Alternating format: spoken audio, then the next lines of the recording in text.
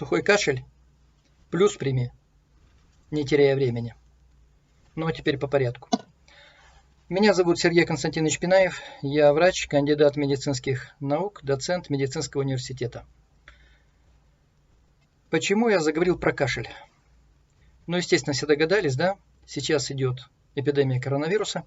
И что самое главное нужно знать всем в отношении этой ситуации? Самое главное это то, что избежать встречи с ним никому не удастся. Эксперты ВОЗ прогнозируют, я с ними полностью согласен, вторую волну после этой. То есть эта волна закончится, кто-то переболеет. Похоже, что стойкого иммунитета не формируется. Все работает на уровне иммунитета врожденного. И затем будет вторая волна, причем, опять же, по прогнозу экспертов, вторая волна будет еще более тяжелая, чем первая. По сути дела, все карантинные мероприятия имеют огромное значение для государства. Для того, чтобы не было взрывного роста числа заболевших, чтобы всем могли вовремя оказать помощь, когда люди заболеют. Но для каждого из нас ситуация выглядит каким образом? Надо приготовиться к этой неизбежной встрече с коронавирусом. И сделать это можно единственным способом – это восстановить работу врожденного иммунитета, который, собственно, и отвечает за хорошее здоровье и за невосприимчивость к вирусным инфекциям, и в том числе и к коронавирусу.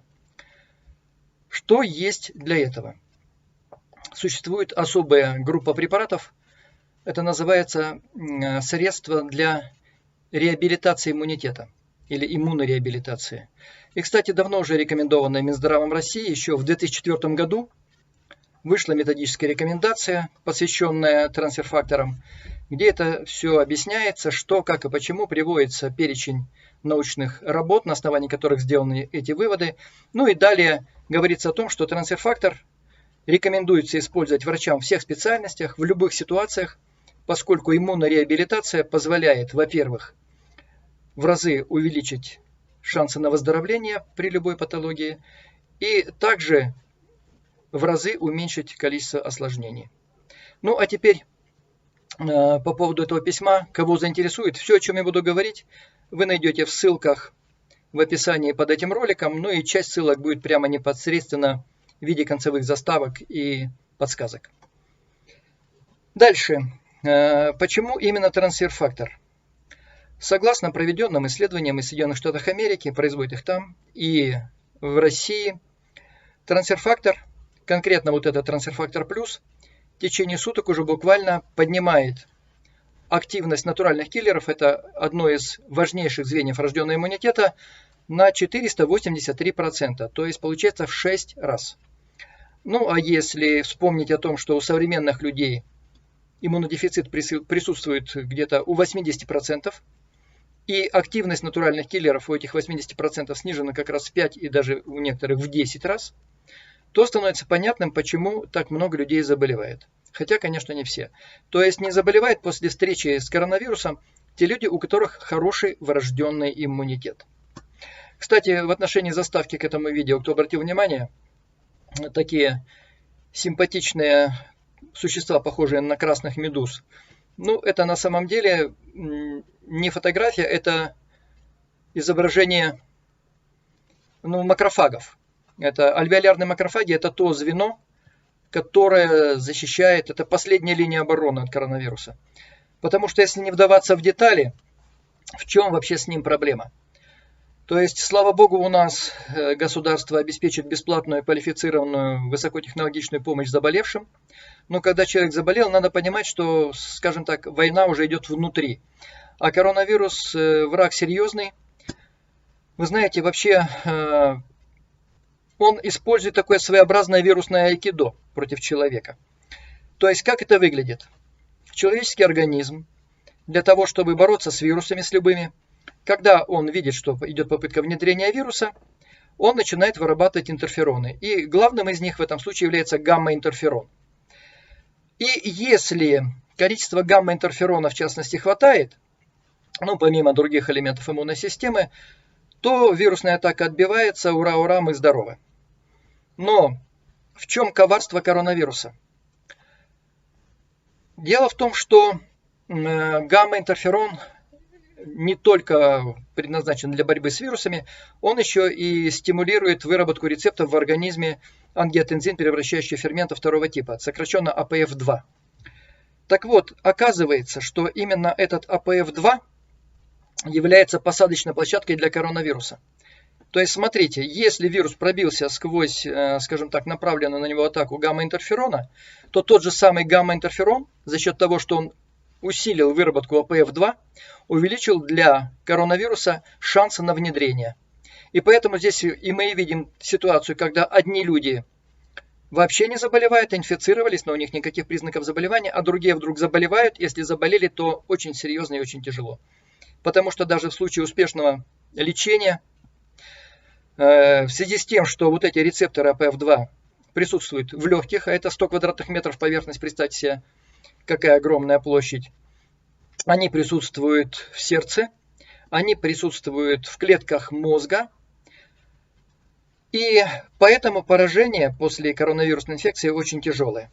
Поэтому лучше, конечно, его вообще не допустить и сделать так, чтобы коронавирус не внедрился и не вызвал заболевания. Что для этого следует делать? Ну, взрослым для профилактики, кстати, я хочу сказать, что я работаю с трансфер-фактором уже 13 лет. Взрослым я рекомендую ежедневно использовать по 6 капсул в день трансфер-фактор плюс. Что касается деток, для деток есть чистая форма, особая, называется троефактор формула. Все люди в нашей семье, это здесь все 10 человек, и от мала до велика, принимают свою порцию трансфер-фактора каждый день. И по этой причине я спокойно смотрю в будущее, я спокоен за себя, я спокоен за своих близких. И советую вам сделать то же самое. То есть вы будете просто спокойно жить и не бояться вот этой встречи с коронавирусом. Ну а как же в отношении той фразы, с которой я начал? Если все-таки коронавирус зацепился, то здесь необходимы действия решительные. И вот скажите, что для нас опаснее всего в ситуации вот этой вот пандемии? Встреча с коронавирусом? Да нет. Для нас самое опасное в этой ситуации – это встреча с коронавирусом после того, как незадолго переболели какой-то обычной банальной инфекцией. Потому что в этот момент происходит такая просадка иммунитета, и коронавирус, по сути дела, берет людей голыми руками. Поэтому во время эпидемии, вот ближайшие года полтора, может быть 2, пока коронавирус свою жатву на планете не соберет, и пока не восстановится уже так называемый популяционный иммунитет, когда уже не будет такой вот страшной картины. Вот. А до этого момента надо сделать так, чтобы он вас не зацепил. Поэтому, каковы ранние симптомы коронавируса? Вот это как раз тот самый сухой кашель. Ну, жар, понятное дело, в 90% случаев, но это не самый, скажем так, ходовой признак, отличающий именно коронавирус, потому что, ну, это признак любой инфекции. А вот что касается сухого кашля, то это у 80% людей. И дальше около 50% людей имеют одышку, затрудненное дыхание.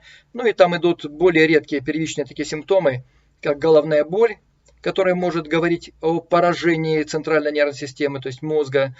Потеря обоняния, это тоже, собственно, обонятельные нейроны, это прямой вход для вируса в мозг. Это диарея, понос, если первичным объектом атаки являются при фекально-оральном пути заражения кишечник. Потому что АПФ2 есть еще и в энтероцитах тонкого кишечника.